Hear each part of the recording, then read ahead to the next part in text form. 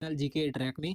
तो दोस्तों आज के इस वीडियो में आपके लिए 30 महत्वपूर्ण क्वेश्चन लेकर आया हूं जो कि आपके आने वाले एग्जाम के लिए महत्वपूर्ण है। तो इसलिए वीडियो को बिना स्किप किए अंत तक पूरा देखते रहिए। और अगर आपने अभी तो चलिए वीडियो शुरू करते हैं। आज का हमारा पहला क्वेश्चन है, ज्ञानपीठ पुरस्कार किस क्षेत्र में दिया जाता है? तो अगर आपको इसका आंसर पता है तो आप अपना आंसर लगा सकते हैं। तो यहाँ पर इसका राइट आंसर ऑप्शन ए हो जाएगा, साहित्य। साहित्य के क्षेत्र में ज्ञानपीठ पुरस्कार प्रतिवर्ष दिया जाता है। आपको ध्यान रखना है कि साहित्य के क्षेत्र में दिए जाने वाला ज्ञानपीठ पुरस्कार सर्वोच्च पुरस्कार है। नेक्स्ट क्वेश्चन देखते हैं, विश्व स्वास्थ्य दिवस कब मनाया जाता है? तो देखिए ये जो क्वेश्चन है ये भी काफी इंपॉर्टेंट है क्योंकि ये क्वेश्चन भी एग्जाम में कई बार पूछा जा चुका है। तो अगर आपको इसका भी आंसर पता है तो आप अपना आंसर लगा सकते हैं। तो यहाँ पर इसका राइट आंसर ऑप्शन बी हो जाएगा, 7 अप्रैल। 7 अप्रैल को विश्व स्वास्थ्य दिवस मनाया जाता है, तो आपको ध्यान रखना है। और देखिए मैं आपको बता दूं, मैं जितने भी आपके लिए क्वेश्चन लेकर आता हूँ ये ऑब्जेक्टिव टाइप के, तो आपको इन क्वेश्चन से बहुत हेल्प मिलती होगी क्योंकि अगर आपको किसी क्वेश्चन के बारे में पता है तो आपका रिवाइज हो जाता है। अगर आपको नहीं पता है तो आप इन्हें याद कर सकते हैं। चलिए नेक्स्ट क्वेश्चन देखते हैं। क्वेश्चन नंबर 3 है, सनसाइन विटामिन है। देखिए ये जो क्वेश्चन है ये काफी आसान क्वेश्चन, आपको पता भी होगा, लेकिन घुमा फिरा कर क्वेश्चन इस तरह के पूछे जाते हैं। इस क्वेश्चन में कुछ नहीं है, आपको सिर्फ बताना है कि सनसाइन यानी कि जो सूर्य की चमक, सूर्य की रोशनी से जो हमें विटामिन प्राप्त होता है वो कौन सा होता है। तो अगर आपको भी इसका आंसर पता होगा तो यहाँ पर इसका राइट आंसर ऑप्शन सी हो जाएगा, विटामिन डी। सूर्य से हमें विटामिन डी प्राप्त होता है, तो आपको ध्यान रखना है। नेक्स्ट क्वेश्चन देखते हैं, छिली हुई सब्जियों को धोने से कौन सा विटामिन निकल जाता है? देखिए ये जो क्वेश्चन है ये रेलवे ग्रुप डी के जो अभी हाल ही में एग्जाम हुए हैं उनमें एक दो बार पूछा गया था कि छिली हुई सब्जियों को धोने से उनमें कौन सा एक दो बार पूछा गया था कि छिली हुई सब्जियों को धोने से उनमें कौन सा विटामिन नष्ट हो जाता है या निकल जाता है। तो विटामिन सी नष्ट हो जाता है, तो यहाँ पर इसका सही आंसर ऑप्शन बी हो जाएगा, विटामिन सी। और देखिए विटामिन सी का आपको नाम ध्यान रखना है क्या होता है, स्कर्विक अम्ल विटामिन सी का रासायनिक नाम होता है। और देखिए अगर आपको सभी विटामिनों के रासायनिक नाम और उनसे होने वाले, उनकी कमी से होने वाले रोग आपको पता करने हैं तो मैं आपके लिए वीडियो बना सकता हूँ, तो आप कमेंट में हमें बताइएगा। चलिए नेक्स्ट क्वेश्चन देखते हैं। क्वेश्चन नंबर 5 है, केंचुए में कितनी आंखें होती हैं? तो आप भी इसका आंसर लगा सकते हैं। तो यहाँ पर इसका राइट आंसर ऑप्शन डी हो जाएगा, कोई नेत्र नहीं, यानी कि केंचुए में कोई भी आंख या कोई नेत्र नहीं होता है। तो देखिए आपको ध्यान रखना है, केंचुए को ही किसान का मित्र कहा जाता है। नेक्स्ट क्वेश्चन देखते हैं, भारत संविधान के किस भाग में मूल कर्तव्य का वर्णन किया गया है? इस क्वेश्चन में बताना है कि भारतीय संविधान के किस भाग में मूल कर्तव्यों का वर्णन किया गया है। तो यहाँ पर इसका सही आंसर ऑप्शन डी हो जाएगा, भाग 4 के कै में मूल कर्तव्यों को जोड़ा गया है। आपको ध्यान रखना है कि जो 42वां संविधान संशोधन किया गया था 1976, उसी के अनुसार मूल कर्तव्य को भारतीय संविधान में जोड़ा गया था भाग 4 के कै में। और आपको ये भी ध्यान रखना है कि वर्तमान में हमारे मूल कर्तव्य कितने हैं, 11 मूल कर्तव्यों की संख्या है, आपको ये भी ध्यान रखना है। चलिए अगला क्वेश्चन देखते हैं। क्वेश्चन नंबर 7 है, संविधान संशोधन का संबंध संविधान के किस भाग से है? इस क्वेश्चन में आप बताना है कि संविधान संशोधन भारतीय संविधान के किस भाग से संबंधित है। तो इसका राइट आंसर ऑप्शन ए हो जाएगा, भाग 20। भाग 20 के अनुसार भारतीय संविधान में संशोधन किया जा सकता है। और देखिए आपको अगर एग्जाम में पूछा है कि किस अनुच्छेद के अंतर्गत संविधान संशोधन किया जाता है, तो आपको ध्यान रखना है अनुच्छेद 368 के अनुसार। तो आपको अनुच्छेद भी ध्यान रखना है। तो चलिए नेक्स्ट क्वेश्चन देखते हैं, हैजा रोग किसके कारण होता है? तो आप इसका आंसर लगा सकते हैं अगर आपको पता है तो। इसका राइट आंसर ऑप्शन बी हो जाएगा, जीवाणु, यानी कि जो बैक्टीरिया होते हैं जीवाणु, उन्हीं के कारण से हैजा रोग फैलता है, तो आपको ध्यान रखना है। नेक्स्ट क्वेश्चन देखते हैं, जोजिला दर्रा भारत के किस राज्य में स्थित है? देखिए ये भी काफी महत्वपूर्ण क्वेश्चन है। तो इसका राइट आंसर ऑप्शन बी हो जाएगा, जम्मू कश्मीर राज्य में स्थित है जोजिला दर्रा। और देखिए आपको एक पॉइंट और ध्यान रखना है कि ये जो दर्रा है श्रीनगर और लेह मार्ग को जोड़ता है, तो आपको ये भी ध्यान रखना है क्योंकि आपसे एग्जाम में ये भी पूछा जा सकता है। नेक्स्ट क्वेश्चन देखते हैं। क्वेश्चन नंबर 10 है, भारत सरकार का सर्वोच्च विधि अधिकारी कौन होता है? तो यहाँ पर इसका राइट आंसर ऑप्शन सी हो जाएगा, अटॉर्नी जनरल। देखिए अटॉर्नी जनरल को ही महान्यायवादी बोला जाता है, तो आपको ध्यान रखना है कि भारत सरकार का सर्वोच्च विधि अधिकारी महान्यायवादी यानी कि अटॉर्नी जनरल होता है।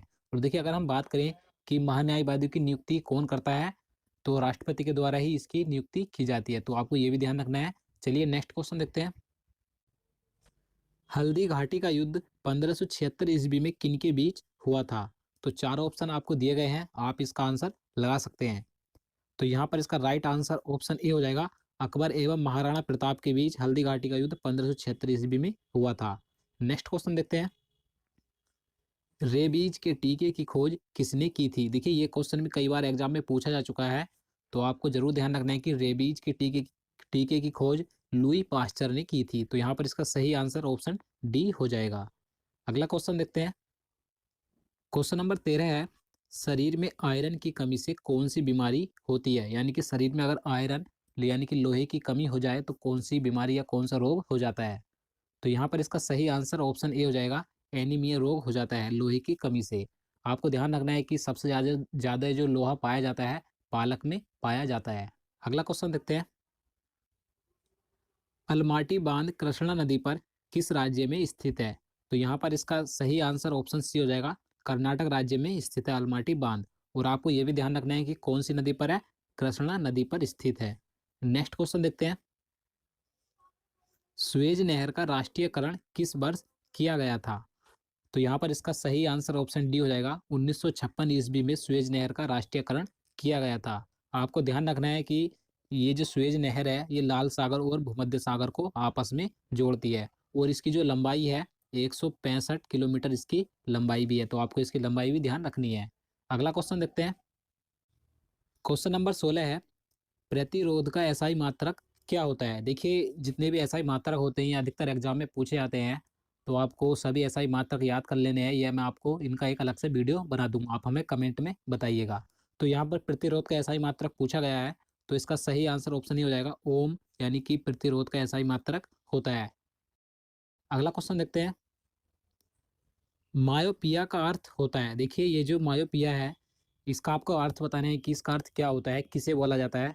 तो निकट दृष्टि दोष को ही मायोपिया बोला जाता है, तो आपको ध्यान रखना है।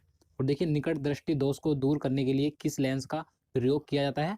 अवतल लेंस का प्रयोग किया जाता है। और अगर हम बात करें कि दूर दृष्टि दोष को क्या बोला जाता है, तो आपको ध्यान रखना है, हाइपरोपिया बोला जाता है दूर दृष्टि दोष को। और इसके निवारण में किस लेंस का उपयोग प्रयोग किया जाता है? उत्तल लेंस का प्रयोग किया जाता है। चलिए नेक्स्ट क्वेश्चन देखते हैं।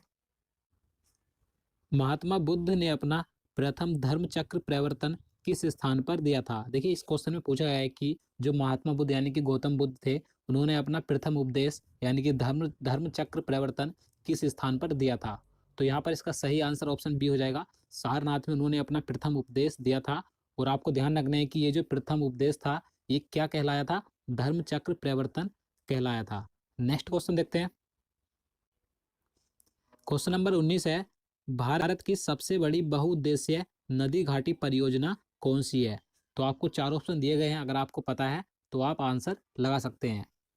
तो यहाँ पर इसका राइट आंसर ऑप्शन बी हो जाएगा, भाखड़ा नागल परियोजना। ये भारत की सबसे बड़ी बहुउद्देशीय नदी घाटी परियोजना है, और ये सतलज नदी पर स्थित है। आपको ये भी ध्यान रखना है, हिमाचल प्रदेश में सतलज नदी पर स्थित है। नेक्स्ट क्वेश्चन देखते हैं। क्वेश्चन नंबर 20 है, गोकक जलप्रपात किस जिले में स्थित है? तो ये कर्नाटक राज्य के बेलगाम जिले में स्थित है, तो यहाँ पर इसका सही आंसर ऑप्शन ही हो जाएगा, बेलगाम में। नेक्स्ट क्वेश्चन देखते हैं। किस देश को पहले निप्पन के नाम से जाना जाता था? यानी कि किस देश को पहले निप्पन कहा जाता था, आपको बताना है। तो यहाँ पर इसका सही आंसर ऑप्शन डी हो जाएगा, जापान। जापान को पहले निप्पन के नाम से जाना जाता था। अगला क्वेश्चन देखते हैं। क्वेश्चन नंबर 22 है, काला शीशा किसे कहा जाता है? तो इसका राइट आंसर ऑप्शन ए हो जाएगा, ग्रेफाइट को काला शीशा कहा जाता है, आपको ध्यान रखना है। नेक्स्ट क्वेश्चन देखते हैं। उजला सोना कहलाता है, अब आपको बताना है कि उजला सोना क्या कहलाता है, यानी कि किसे कहा जाता है? तो कपास उजला सोना कहलाता है, तो यहाँ पर इसका सही आंसर ऑप्शन सी हो जाएगा। नेक्स्ट क्वेश्चन है, मछली के हृदय में कितने प्रकोष्ठ यानी कि चैम्बर या कक्ष होते हैं? तो यहाँ पर इसका राइट आंसर ऑप्शन बी हो जाएगा, मछली के हृदय में 2 चैम्बर या कक्ष होते हैं, आपको ध्यान रखना है। और अगर हम बात करें कि मनुष्य के हृदय में कितने कक्ष होते हैं, तो 4 कक्ष होते हैं। और मेंढक की अगर बात करें तो मेंढक में 3 होते हैं, तो आपको ये तीनों ध्यान रखने हैं। नेक्स्ट क्वेश्चन देखते हैं। क्वेश्चन नंबर 25 है, प्रिंस ऑफ वेल्स कप किस खेल से संबंधित है? तो यहाँ पर इसका सही आंसर ऑप्शन बी हो जाएगा। गोल्फ से संबंधित है प्रिंस ऑफ वेल्स कप, आपको ध्यान रखना है। अगला क्वेश्चन देखते हैं। भारत की सबसे बड़ी कृत्रिम झील कौन सी है? तो यहाँ पर इसका राइट आंसर ऑप्शन ये हो जाएगा गोविंद बल्लभ पंत सागर भारत की सबसे बड़ी कृत्रिम झील है और ये यूपी के सोनभद्र में स्थित है, आपको ध्यान रखना है। अगला क्वेश्चन देखते हैं। क्वेश्चन नंबर 27 है, इंडिका किसकी रचना है? तो देखिए काफी आसान क्वेश्चन है, आप इसका आंसर लगा सकते हैं। तो इसका राइट आंसर ऑप्शन ये हो जाएगा मैगस्थनीज की ये रचना है इंडिका, आपको ध्यान रखना है। अगला क्वेश्चन देखते हैं। लाख बक्स किसे कहा जाता था? तो देखिए लाख बक्स की उपाधि यानी कि लाख बक्स किसे कहा जाता था? तो कुतुबुद्दीन ऐबक को लाख बक्स कहा जाता था। तो यहाँ पर इसका सही आंसर ऑप्शन ए हो जाएगा। नेक्स्ट क्वेश्चन है, क्वेश्चन नंबर 29 है, 1 रुपए के नोट पर किसके हस्ताक्षर होते हैं? तो यहाँ पर इसका सही आंसर ऑप्शन बी हो जाएगा वित्त सचिव। वित्त सचिव के हस्ताक्षर होते हैं 1 रुपए के नोट पर, आपको ध्यान रखना है। और बाकी जितने भी नोट होते हैं उन पर सभी भारतीय रिजर्व बैंक यानी कि गवर्नर के हस्ताक्षर होते हैं, आपको ये ध्यान रखना है। और अगर हम बात करें कि वर्तमान में वित्त सचिव कौन है, हाल ही में बनाए गए हैं एएन झा यानी कि अजय नारायण झा हाल ही में भारत के नए वित्त सचिव बनाए गए हैं। मैंने आपको इससे पहले जो वीडियो अपलोड किया था उसमें मैंने आपको बता दिया था, अगर आपने वो हमारा करंट अफेयर्स का वीडियो नहीं, बैंक का मुख्यालय कहाँ है यानी कि आरबीआई का मुख्यालय कहाँ पर स्थित है? तो इसका राइट आंसर ऑप्शन डी हो जाएगा मुंबई। मुंबई में आरबीआई का मुख्यालय स्थित है। और देखिए मैं आपको बता दूं अभी हाल ही में नए आरबीआई के गवर्नर बने हैं। अब मैंने इससे पहले जो वीडियो अपलोड किया था उसमें मैंने सभी करंट अफेयर्स के महत्वपूर्ण क्वेश्चन कराए थे, तो आप उस वीडियो को एक बार जरूर देखिएगा। तो दोस्तों आज के लिए इतना ही, उम्मीद करता हूँ आपको वीडियो पसंद आया हो।